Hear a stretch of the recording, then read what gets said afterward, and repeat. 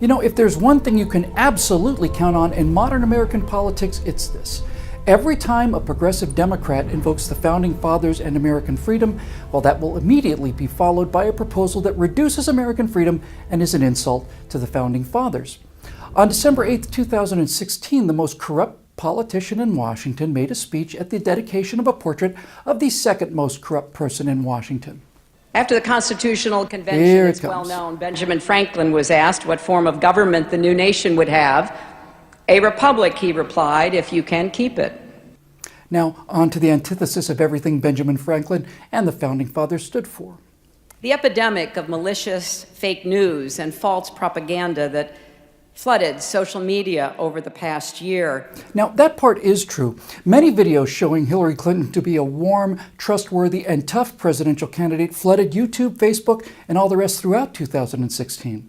It's now clear that so-called fake news can have real-world consequences.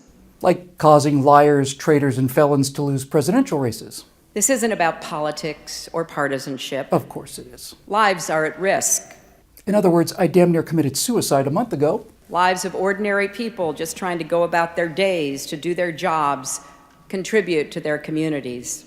You know, selling top-level government favors for cash or storing top-secret emails on private servers and copying them onto the computers of noted underage girl texting perverts, that kind of thing.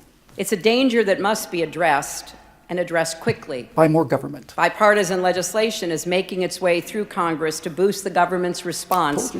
It's imperative that leaders in both the private sector and the public sector step up to protect our democracy and innocent lives. In other words, no lying, vile, race, class, and sex-dividing megalomaniacs should ever have the presidential coronation stolen from them by the free flow of information ever again. Now, one of the fake news stories that Hillary claims cost her the election was a completely made-up transcript widely shared in which she called the American people a bucket of losers. That fake news turned out to be absolutely false. She did not call the American people a bucket of losers. She called them a basket of deplorables. Now, you can see how this hideous fake news lie about calling them a bucket of losers likely cost her the election. Or maybe the Russians did it, or WikiLeaks.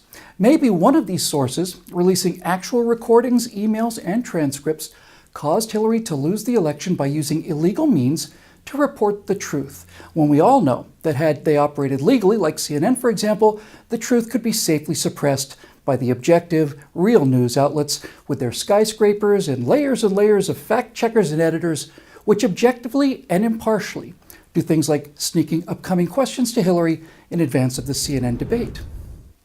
But if it was in fact the Russians, I wonder where they could possibly obtain top-secret information concerning Hillary Clinton.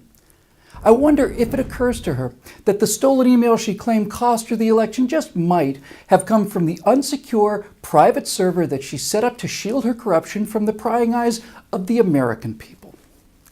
Now, maybe all this noise about a few fake news stories is there to distract us from the real scandal, which is that all of the network news stories we saw during 2016 were fake news.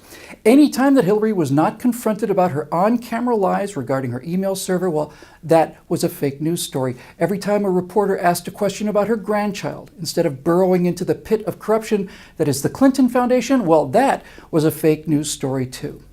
Maybe all of this fuss is to turn us away from the realization that everything we hear from the mainstream media, from the earth is dying hysteria down to mom and pop bakeries in Oregon, is all fake news reported by, presented by, edited by, and spun by the mainstream media, which has devolved into the publicity department for the Democratic Party in general and the progressive movement in particular. Or maybe this is all a way to get conservative news sources to shut up. White House correspondents for the New York Times, Washington Post, and other highly credible fake news outlets are mortified that Donald Trump would bypass the terminally corrupt and dying industry that gave him a 30-point electoral headwind and tweet policy directly to the American people. White House correspondents say it's the end of democracy. I say it's the end of White House correspondents.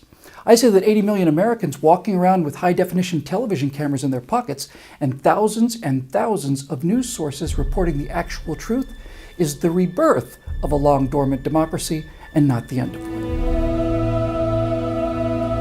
We need your help to keep these messages coming.